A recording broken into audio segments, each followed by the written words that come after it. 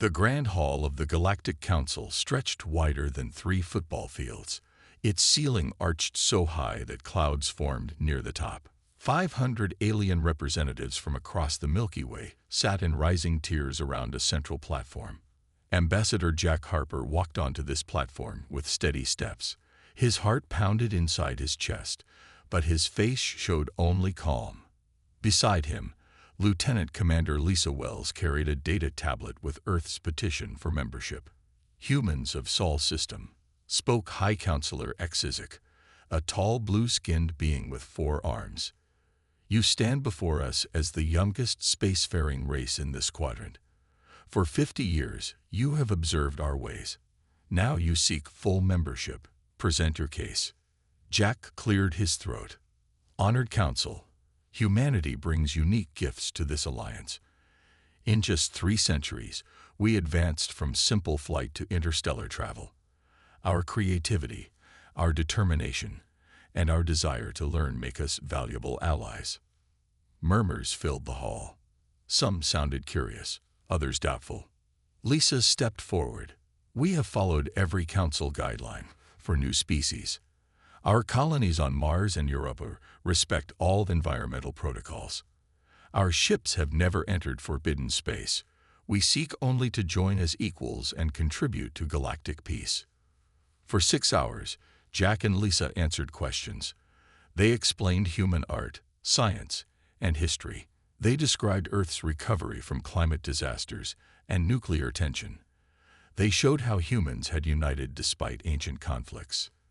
Then Rovax, the ambassador from the ancient Zirconian Empire, rose to speak. His scaled skin shimmered under the hall lights. "This young species speaks well," Rovax said with a smile that showed too many teeth. "But actions reveal truth better than words. Humans claim peace while their military ships grow more numerous each year. They claim patience while their technology advances at rates that threaten stability. They claim respect for life while their history drips with the blood of their own kind." Jack tried to respond, but Rovax continued. "The Zirconian Empire has kept peace for 20,000 years. We know dangerous species when we see them. Humans do not simply wish to join us. They wish to change us, perhaps one day to replace us. Their minds work too quickly. They take too many risks. They question too many traditions." The council chamber grew louder with debate. Jack saw some representatives nodding in agreement with Rovax. Others looked uncertain. High Counselor Exizik raised all 4 hands for silence. "We will now vote on Earth's petition." Jack and Lisa waited as each representative entered their decision. Minutes stretched into an hour. When at last the voting finished, Exizik's large eyes showed something like sadness. "Representatives of Earth, the Council has not only rejected your petition, but has reached a more serious decision. By a vote of 302 to 198, the Council finds humanity too unpredictable and potentially dangerous for unrestricted space travel. Until such time as your species demonstrates greater stability, you are confined to your home system of Sol." Lisa gasped. "Confined? You mean quarantined?" "Precisely," said Rovax. "Sentinel platforms will be placed at strategic points around your system. Any human ship attempting to leave will be destroyed. This is not punishment but caution. Perhaps in another century, you may petition again." Jack stepped forward. "Council members, please reconsider. This sentence condemns 11 billion people to imprisonment. We have the right to explore the stars like any intelligent species." "The decision is final," Exizik said.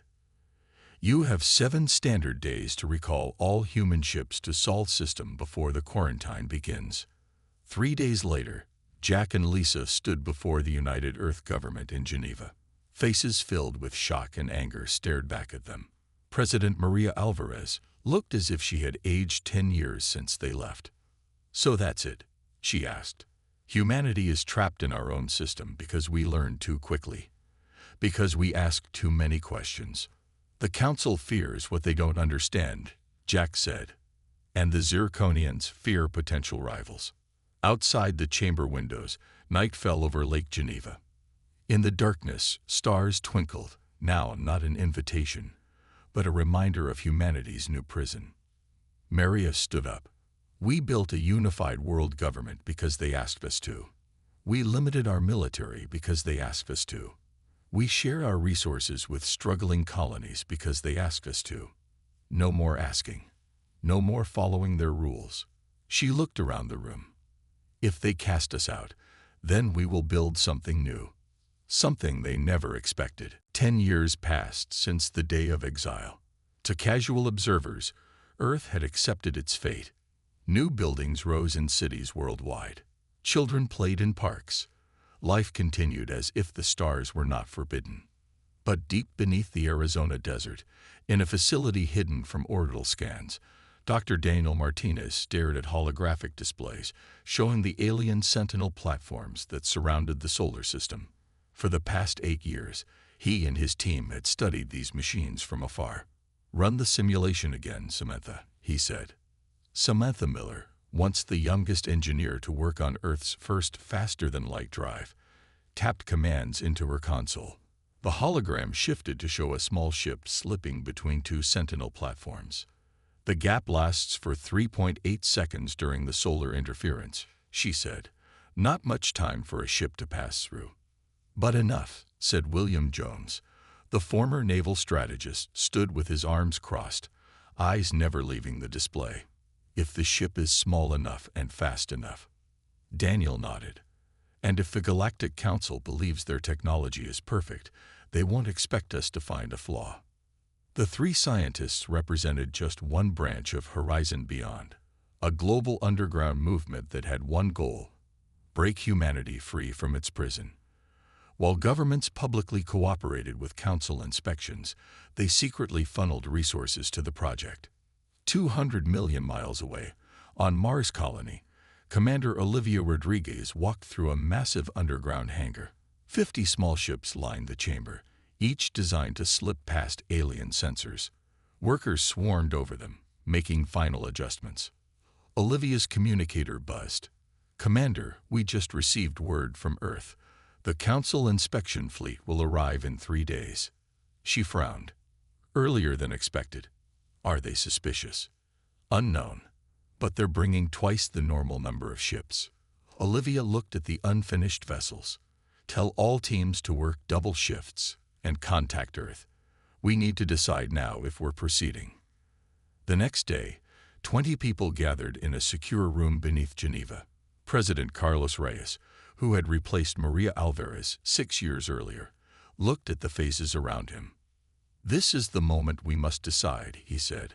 "Our ships are not all ready. The plan has risks. If we attempt to break the quarantine and fail, the Council might do worse than exile us." Jack Harper, now older with gray in his hair, spoke up. "What might they do? Destroy Earth. Kill 11 billion people for the crime of wanting freedom.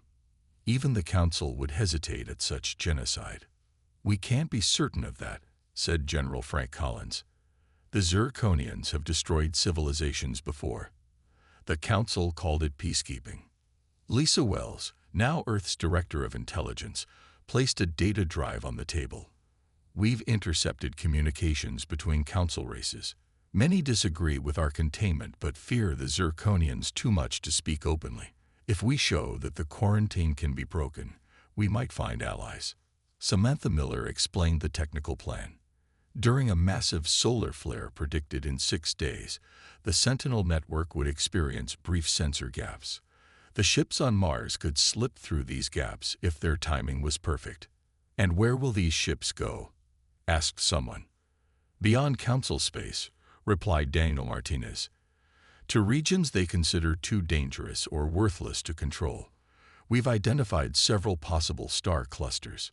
President Reyes looked at maps showing these distant regions. "The ships will carry 20,000 volunteers, scientists, engineers, soldiers, farmers. Everyone needed to build colonies far from Earth. They can never return, not until we find a way to defeat the Sentinels completely." The room fell silent as everyone considered what this meant. 20,000 people would leave everything behind, to secure humanity's future among the stars. "If we do nothing, we accept being prisoners forever," said Jack. "Our children and their children, trapped in one small corner of the galaxy because some ancient aliens feared our potential." President Reyes nodded slowly. "We all know the risks, but humanity was not meant to be caged." He looked around the room once more. "The mission is approved. May history remember this as the day we chose freedom." As they left the meeting, Olivia received her orders on Mars. Prepare all ships for immediate launch. Operation Exodus would begin in 6 days. The day of the escape arrived. On the bridge of the flagship Defiance, Admiral Patrick Kelly watched the massive solar flare erupt from the sun. Golden fire stretched millions of miles into space. The Admiral's weathered face showed no emotion, but his knuckles turned white as he gripped the command chair. "Solar flare at peak intensity," reported his science officer. "Sentinel network disruption beginning in 3 minutes." 50 ships waited in formation near Mars, hidden from the Sentinels by the red planet's bulk. Each vessel carried 400 people: scientists, soldiers, engineers, doctors, farmers, and their families. Some brought seeds from Earth plants. Others carried animal embryos frozen in special containers. All brought memories of a home they might never see again. "All ships report ready, Admiral," said his communications officer. Patrick nodded. "Send to all captains. Remember your assigned exit vectors. Once through the perimeter, immediate jump to light speed. No waiting, no heroics. If any ship is detected, the rest continue as planned." He paused, then added, "And remind them that no matter how far we go, we carry Earth with us."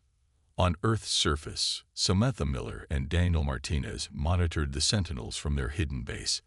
Data streams showed the alien machines struggling to compensate for the solar interference. "The disruption is working better than predicted," said Samantha. "Sectors 12 through 29 are completely blind." Daniel relayed this information to the fleet. "Admiral, you have a wider window than expected. Estimate 7.2 seconds per sector instead of 3.8. In space, the 50 ships of humanity's Ghost Armada powered up their engines. The Defiance led the way, slipping out from behind Mars and accelerating toward the invisible boundary that had caged humanity for a decade. "Approaching first Sentinel pair," reported the navigator. "Entering blind zone in 5 seconds." The bridge crew held their breath as the sleek ship passed between 2 massive alien platforms. Sensors showed the Sentinels continuing their patrol pattern, oblivious to the human vessel passing through their net. "We're through the first layer," Patrick announced. "All ships follow in sequence." One by one, the human vessels threaded through the gaps in the Sentinel network. Ship 12, the Perseverance, scraped against a piece of space debris, causing its engines to flare briefly. Ship 31, the Endeavour, had to adjust course to avoid a previously undetected Sentinel drone. For 20 tense minutes, the exodus continued. 40 ships passed safely through the perimeter. Then disaster struck. "Admiral, the Sentinels in Sector 16 are reactivating early. Warn Daniel from Earth. The solar flare is fading faster than predicted." Patrick made a quick decision. All remaining ships divert to Sector 20. Maximum speed.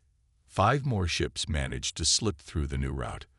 But as the solar flare's protection waned, 3 Sentinels detected the last 5 vessels. Massive energy beams lanced out, vaporizing 2 ships instantly. "Ships 47 and 48 are gone," reported the communications officer, her voice breaking. 800 people lost. The remaining 3 ships scattered, engines straining.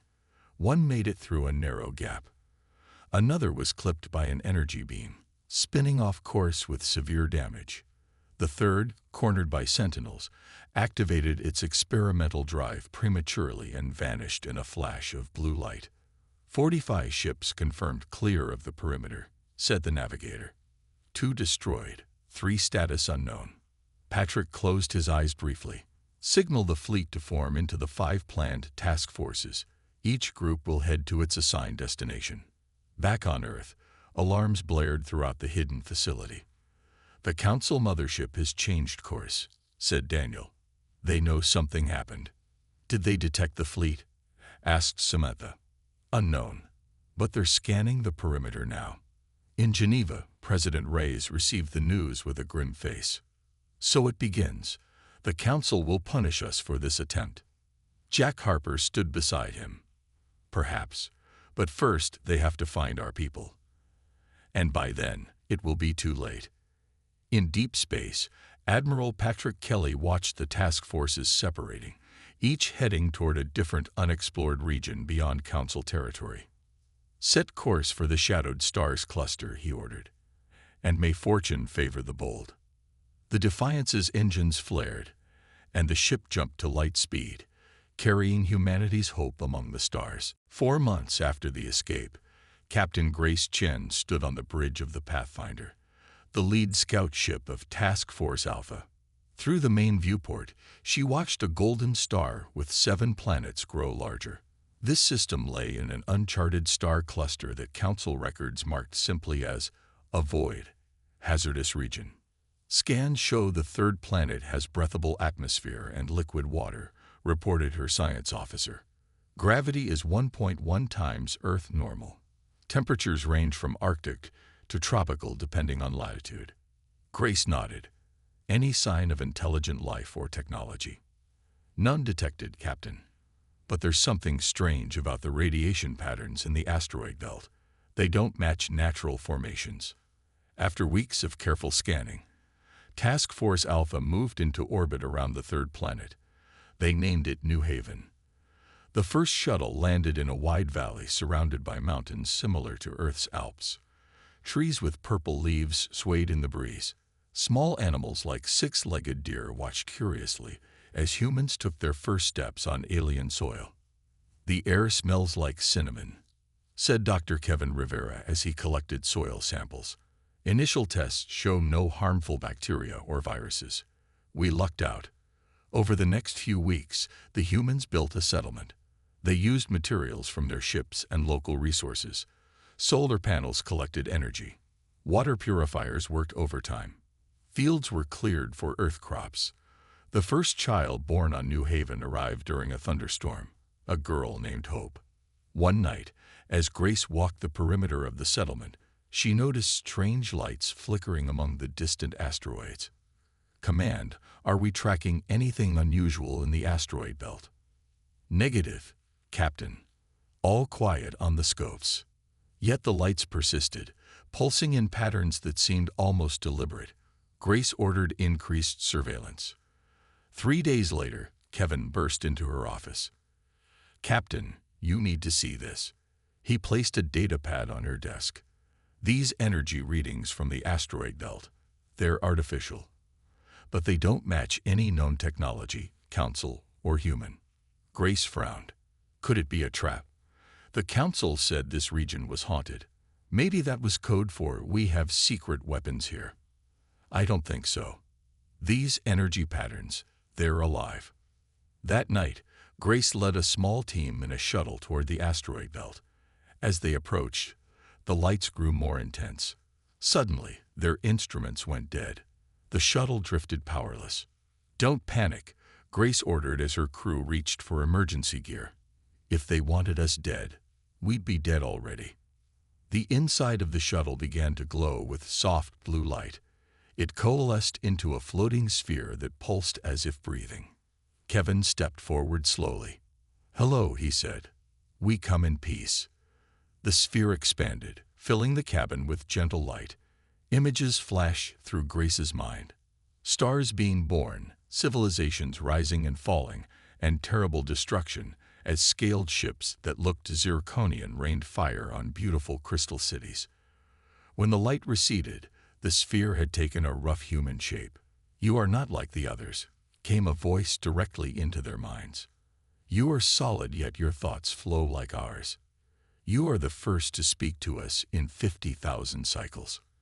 "We are humans," Grace said. "We come from a world called Earth." "We are the drift," replied the glowing figure. "Once we filled this sector with our kind. Then the scaled ones came. They feared what they could not control. They destroyed our cities, hunted us among the stars. The few who survived hid in the spaces between solid matter. The Zirconians, Kevin whispered. They did the same to us, feared us, confined us. The drift being pulsed brighter. Then we share enemies, and perhaps we can share more. Back at the settlement, Grace called a council meeting. The drift want an alliance, she explained. They'd been watching us since we arrived. They're energy beings who were nearly wiped out by the Zirconians ages ago. Can we trust them? Someone asked. Kevin spoke up. They could have destroyed us any time. Instead, they reached out. They have technology beyond our understanding and knowledge of this entire sector. And most importantly, they hate the Zirconians as much as we do. Grace looked around the room. The drift say our neural patterns are unlike anything they've encountered. They're fascinated by how we think. They believe that together we might create something new, a power that even the Council cannot ignore. The vote was unanimous. Humanity had found its first alien allies, far from home in a place that others feared to tread. As night fell on New Haven, lights danced in the sky. The drift celebrating a new beginning. 20 years passed since the human fleet escaped Earth. The small settlement on New Haven grew into a thriving city of 50,000 people. Similar colonies bloomed on 12 worlds across 5 star clusters, all beyond Council space. These colonies maintained secret contact through quantum communication devices developed with drift assistance. On a space station orbiting New Haven, Director Nicole Foster walked through the gleaming halls of Prometheus Station. The research facility represented humanity's greatest achievement since leaving Earth. Here, 300 human scientists worked alongside drift entities to push the boundaries of known science. Nicole paused at a large observation window. Below, engineer Andrew Bishop guided a team working on a sleek ship unlike any built before. "How does the prototype coming along?" she asked as Andrew joined her. Andrew ran a hand through his graying hair. "The phase shift drive works in simulations. Today we'll test it on the actual vessel. And if it works as promised, then we'll have ships that can move between conventional dimensions. The Council won't be able to detect them at all." Nicole nodded. "Just in time, too. Our scouts report increased Council patrols near the boundaries of their territory. They haven't forgotten us." Later that day, Nicole, Andrew, and several drift observers gathered in the control center. The prototype ship, named Ghostwalker, hovered in space a safe distance from the station. "Phase shift drive powering up," reported the test pilot over the comm. "All systems nominal." Andrew monitored the energy readings. The drift theories were correct. The drive is creating a stable field. The observers watched as the Ghostwalker began to shimmer. Light bent around its hull. Then, like a mirage dissolving, the ship vanished. "Still receiving telemetry," said a technician. "She's shifted into the between space but maintains position." 3 minutes later, the ship reappeared. Cheers erupted in the control center. Even the drift pulsed with bright colors of excitement. "It worked," Andrew whispered. "We can now travel completely undetected by Council technology." 1 month later, a fleet of Council patrol ships detected unusual radiation near a small human mining outpost on the edge of claimed space.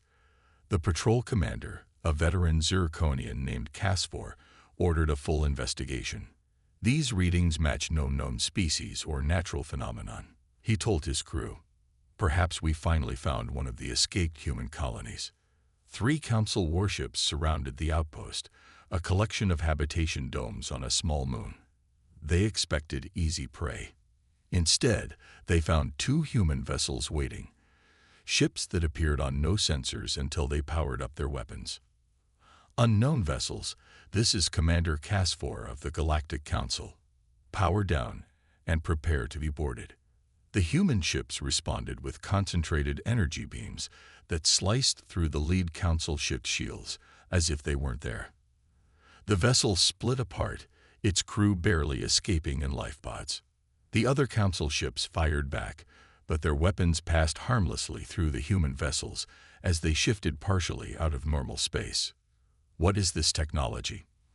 demanded Cass-4 as his own ship took heavy damage. "Nothing can penetrate battlecruiser shields." His science officer stared at readings in disbelief. "The energy signatures are like nothing in our database. They're using principles we don't understand." Cass-4 ordered a retreat. Only his ship escaped to warn the Council. 2 weeks later, on the Galactic Council homeworld, High Counselor Exik called an emergency session. The chamber buzzed with concerned voices. "The reports are confirmed," Exik announced. "We have found humans beyond the quarantine zone, but they are not the primitive refugees we expected." Cass-4 stepped forward to present evidence of the encounter. "In 20 years, they have developed technology that surpasses our own in several key areas. The ship we managed to scan showed energy patterns similar to the legendary drift. Beings we thought extinct." Rovax, now Supreme Commander of Zirconian forces, hissed in anger. "This is exactly why we contained them. Their minds work too quickly, take too many risks, and now they ally with our ancient enemies. The question," said Exik, "is what do we do now? The quarantine has failed. Humans have established themselves beyond our reach, and with technology we cannot easily counter." Rovax's answer was immediate. "We crush them now, before they grow stronger. Assemble the Grand Fleet. We will find every human colony and burn them to ash." Not all council members agreed, but the Zirconians held too much power to oppose. The vote passed. War against humanity would begin. Little did they know that human phase shift scouts watched the entire session, recording every word. Chief Diplomat Eric Washington adjusted his formal jacket as his ship drifted silently in orbit around Tellerus Prime. His mission, codenamed Operation Handshake, represented humanity's boldest diplomatic gamble yet. Rather than hiding from the Council, humans would reach out to potential allies. "The Tellerate Trade Minister has agreed to meet you," said his aide, "but only in secret. If the Zirconians learn of this contact, they'll punish the entire planet." Eric nodded. "The risk goes both ways, but the Tellerates have suffered under Council trade restrictions for centuries. They have reason to help us." The meeting took place in an abandoned mine deep beneath the Tellerate capital city. Minister Grell, a round-bodied alien with golden fur and 4 eyes, studied Eric with open curiosity. "So the rumors are true," Grell said. "Humans have not only survived exile but thrived. Your phase shift technology alone would revolutionize trade routes across the galaxy. We're willing to share technology, Minister. All we ask is information and safe passage through Tellerate space when needed." Grell's ears twitched. "The Council prepares for war against you. The Zirconians have activated shipyards that were dormant for 1,000 years. We know. Our agents watched the Council vote. That's why we need friends." By the end of the meeting, humanity had its first official ally. Within weeks, Eric's team established similar contacts with 6 other species who resented Council control.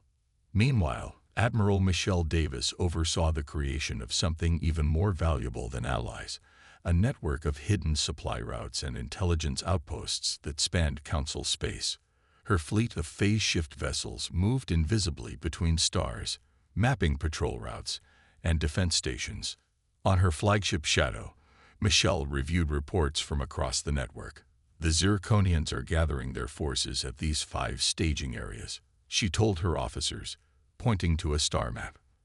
"They plan to launch attacks in 3 months. Her intelligence officer added, "They've also increased raids on planets suspected of harboring human sympathizers. The Tellerates are under particular scrutiny." Michelle frowned. "Then we accelerate our timetable. Contact all network cells. Begin Operation Lighthouse immediately." Throughout Council space, seemingly random communication outages struck key military installations. Supply ships vanished. Navigation beacons gave false readings. No direct attacks occurred, just a pattern of failures that stretched Zirconian forces thin as they tried to respond. On the Council homeworld, the chamber erupted in chaos as representatives argued over the growing crisis. 3 of my colony worlds report contact with human diplomats, shouted the Drovian ambassador. They offer technology and protection from Zirconian oversight. Many of my people listen. Lies and propaganda, hissed Rovax. The humans seek to divide us. They remain a primitive threat to be eliminated. But doubt had taken root. A representative from the Nix Confederation stood. The Nix rarely spoke in council sessions, but their ancient wisdom carried weight. For 10,000 years, the Zirconians have claimed to protect us, said the Nix speaker, voice like rustling leaves. Yet they alone decide who is dangerous. They alone set the rules all must follow. Perhaps we should hear what the humans offer before we destroy them. Rovax slammed a clawed fist down. Treasonous words. The humans corrupt your thoughts already. The council fractured into shouting factions. Some demanded immediate war against humans. Others called for diplomatic contact. A third group suggested waiting and gathering more information. No consensus emerged. For the first time in thousands of years, the Galactic Council stood divided. Eric Washington received this news with satisfaction. Just as we hoped, he told Michelle during a secure transmission. The cracks in their unity widen. Now we press harder. Michelle nodded. My ships report success in the Outer Rim territories. 17 worlds have signed provisional agreements with us. They see the Council's weakness and remember centuries of neglect. And Earth? Eric asked. Any change in the quarantine? Still in place, but our agents report growing protests among Council species. Many now question the justice of imprisoning an entire planet for the crime of being different. Eric smiled. Then we're winning without firing a shot. The Zirconians wanted war, but we're giving them revolution instead. 50 years after Earth's exile, the scattered human colonies had grown into the Alliance of Free Worlds. 24 non-council species had joined this new power, drawn by human technology and their promise of equal partnership rather than control. Chancellor Ryan Grant stood at the window of his office in New Olympus, a massive orbital city that served as the Alliance capital. Ships of various designs moved through nearby space, human phase-shift vessels alongside the crystalline ships of the Drift and the organic hulls favored by the Tellarites.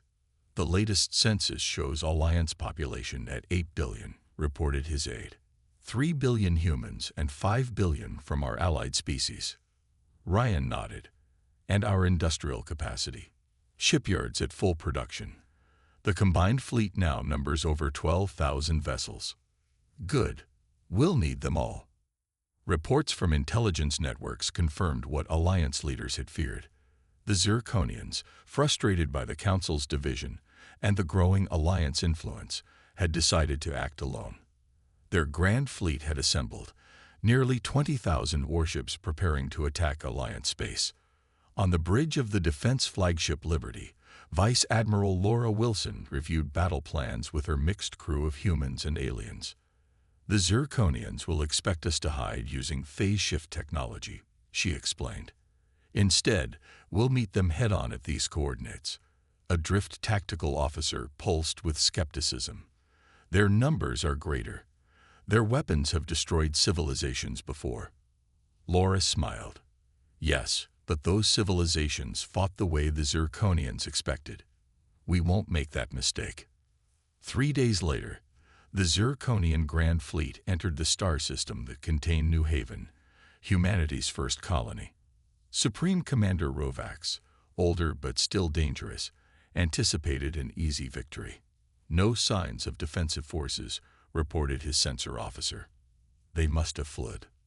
No, Rovax said. They want us deeper in the system. Proceed with caution. As the Zirconian fleet approached New Haven's orbit, 3,000 Alliance ships appeared, dropping their phase shift cloaking. As predicted, Rovax hissed. A trap, but a poor one. We still outnumber them greatly. Begin standard attack pattern. The Zirconian fleet spread into their famous crescent formation that had broken enemy lines for millennia. Energy weapons charge. But the Alliance ships didn't form a defensive line. Instead, they scattered in seemingly random directions. "What are they doing?" Rovax demanded. "No formation can defeat the Crescent." "Sir," said his tactical officer, "they're targeting our command ships directly, ignoring the battle line." 200 Alliance ships suddenly shifted back into normal space directly amongst the Zirconian command vessels. Point-blank energy beams sliced through hulls. Boarding parties of humans and drift entities materialized on the flagships. Meanwhile, other Alliance vessels executed rapid phase shifts, appearing and disappearing too quickly for Zirconian weapons to lock on. "Impossible," Rovax shouted as his flagship shuddered under attack. "No one can shift that precisely during combat." But humans could. After decades of practice with drift teachers, human pilots had mastered the phase space in ways the ancient Zirconians couldn't comprehend. Laura Wilson's voice came over all communication channels. "Attention Zirconian fleet. Your command ships are captured or destroyed. Your formation is broken. Surrender or retreat." On the main Zirconian battlecruiser, Rovax faced a squad of human marines led by a drift entity. "This is not possible," he growled. "No species has defeated a Zirconian Grand Fleet in 10,000 years." "Maybe they followed your rules," replied the human captain. "We wrote our own." The battle ended with the Zirconians in disarray. 7,000 of their ships were destroyed or captured.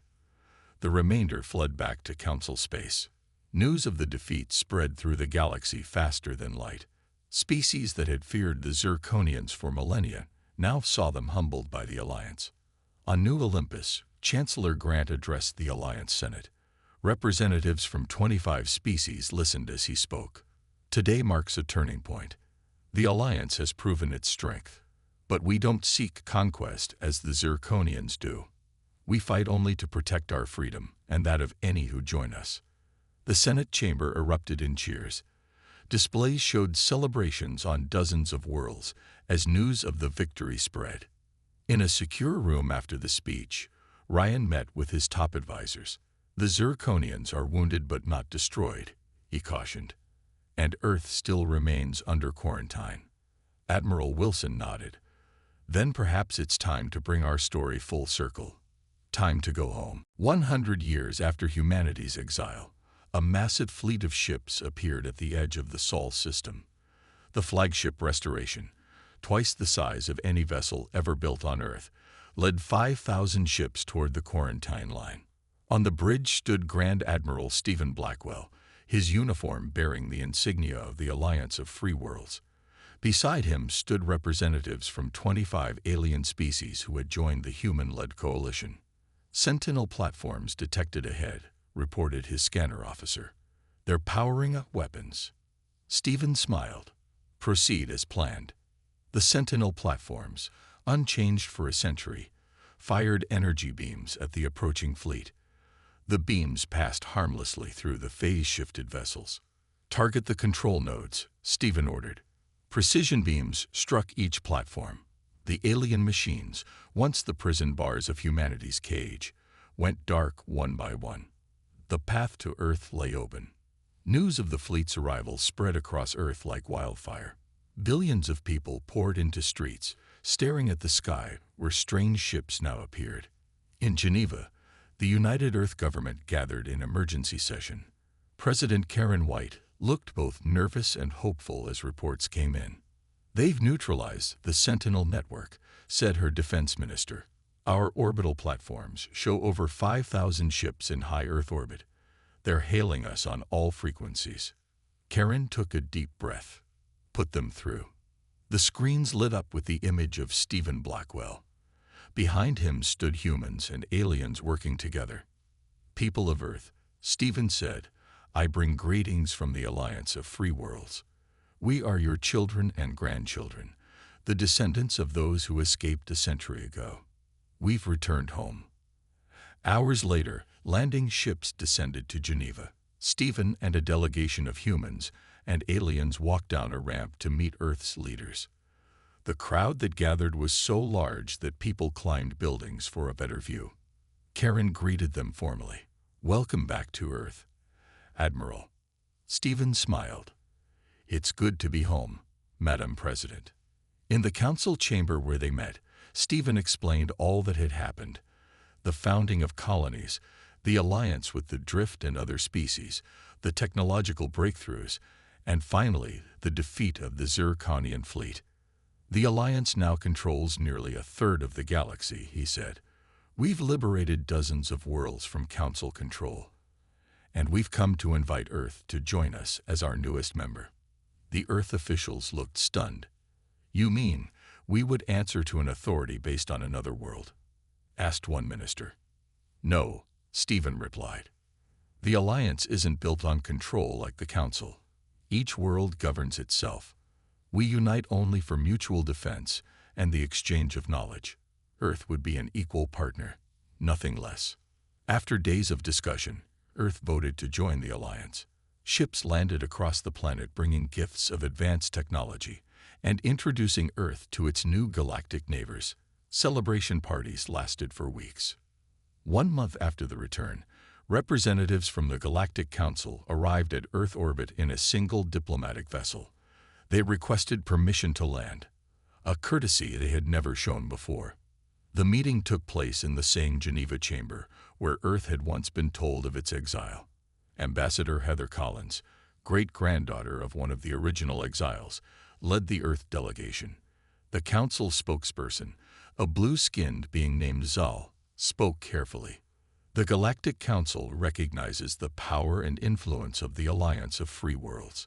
We come to request dialogue and potentially membership in your coalition." Murmurs filled the room. The same body that had once imprisoned humanity now asked to join the organization humans had built. Heather allowed herself a small smile. "The Alliance welcomes all species who respect our principles of freedom, innovation, and mutual respect. Even former enemies can become friends." "And the Zirconians?" asked a council member. "They refuse all contact with the Alliance." "They will learn or they will fade," Heather replied. "The galaxy evolves. Those who cannot adapt are left behind." As the meeting ended, Heather walked to a window overlooking Lake Geneva. She could see Alliance ships hovering above the city, their designs representing dozens of civilizations working together. "My great-grandfather told me stories about standing in this room a century ago," she told Stephen, who joined her. "He said that someday humans would build something that would change the galaxy. I don't think even he imagined this." Stephen nodded. "They cast us out because they feared what we might become. In doing so, they created exactly what they feared most, a power greater than their own." Outside, the sun set on a new era for Earth and for the galaxy beyond.